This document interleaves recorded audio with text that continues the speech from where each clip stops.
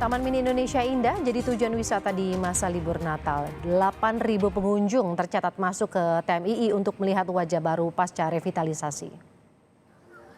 Memberikan ruang terbuka hijau yang lebih banyak, TMII bersolek. Sejak dibuka kembali, TMII jadi tujuan wisata warga Jakarta. Para pengunjung dari luar wilayah DKI Jakarta pun tidak ingin ketinggalan, mulai dari swafoto hingga piknik cantik jadi alasan kunjungan mereka. Masih dibuka secara terbatas, para pengunjung harus membeli tiket secara daring. Kita pantau bagaimana situasi terkini di Taman Mini Indonesia Indah siang hari ini. Apakah sudah padat bersama dengan jurnalis Kompas TV Niputu Trisnanda. Putu, selamat siang. Bagaimana situasi Taman Mini di libur Natal kali ini? Selamat siang, Woro dan juga saudara. Tentu saja situasinya semakin siang, semakin sore, semakin ramai. Karena kalau dibandingkan dengan tadi pagi saja, meskipun ini sebetulnya memang Taman Mini Indonesia Indah semenjak dibuka setelah pasca revitalisasi, ini dibuka dari pukul 6 pagi, kemudian tutup pada pukul 6 sore. Tetapi pada masa-masa atau memasuki jam 7 pagi sampai dengan tadi sekitar setengah 8 pagi, tiba-tiba masyarakat ataupun juga pengunjung ini membludak datang kemudian juga mengantri untuk bisa naik ke shuttle ataupun juga kendaraan yang disediakan oleh pengelola untuk mengitari ataupun juga melihat-lihat apa saja wahana yang ada di Taman Mini Indonesia Indah.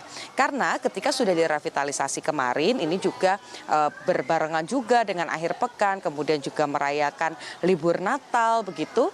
Ke beberapa diantaranya tadi kami sempat berbincang memang ingin melihat sejumlah fasilitas yang ada di Taman Mini.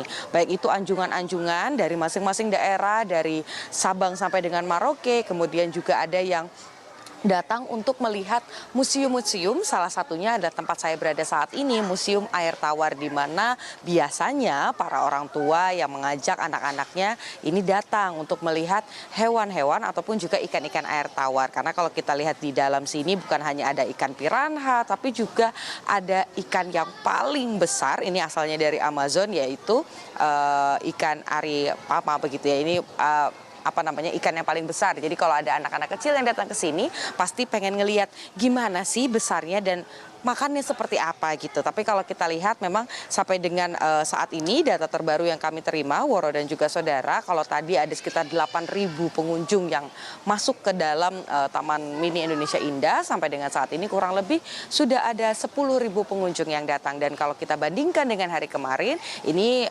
kemarin lebih banyak lagi. Bagaimana kemudian dari pagi sampai dengan terakhir, yakni pada pukul 6 sore ada sekitar 20.000 pengunjung yang datang ke sini. Karena memang rencananya nanti pada saat pergantian tahun dari 2022 sampai ke 2023 sendiri, Woro dan juga saudara nanti bekerja dengan Dinas Pariwisata Taman Mini Indonesia Indah beserta juga dengan pengelolanya tentu saja akan menggelar satu agenda wisata dan juga mengedepankan kebudayaan tentu saja dari masing-masing wilayah untuk kemudian merayakan pergantian tahun. Tapi masih dalam proses perencanaan. Jadi ini juga yang sedang dipersiapkan bagaimana kemudian nanti dengan lahan yang juga cukup besar masyarakat ini bisa menikmati pergantian tahun dengan tetap aman.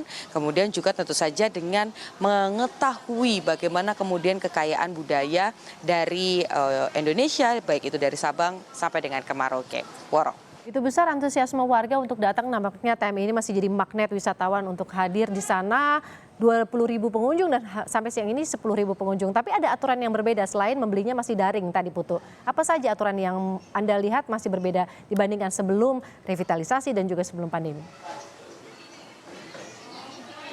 Ya, selain harus dipesan secara daring, tiketnya, pembayarannya, kemudian juga segala sesuatu pembayaran baik itu makanan ataupun juga tiket-tiket masuk tambahan ketika masuk ke museum ini juga dilakukan dengan tidak menggunakan uang cash atau cashless begitu.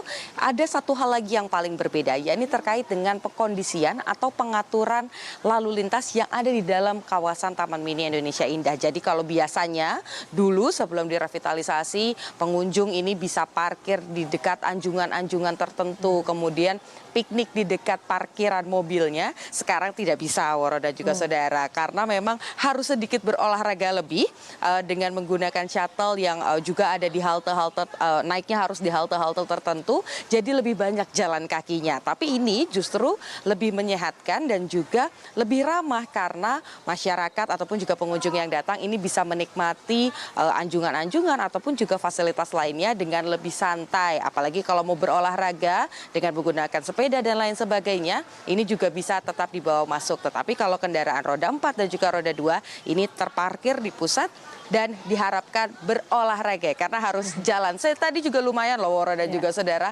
mengelilingi Taman Mini ini yang juga cukup luas sambil melihat anjungan-anjungan. Jadi lebih detail lihat anjungannya, Woro. Jadi bisa sekalian jalan kaki, lebih sehat dan juga lebih rapih ya, nanti posisinya mobil harus ditaruh di lokasi yang jauh dan juga kemudian naik shuttle untuk mengelilingi Taman Mini Indonesia Indah. Terima kasih ini Putu Trisnanda atas laporan Anda dari Taman Mini Indonesia Indah.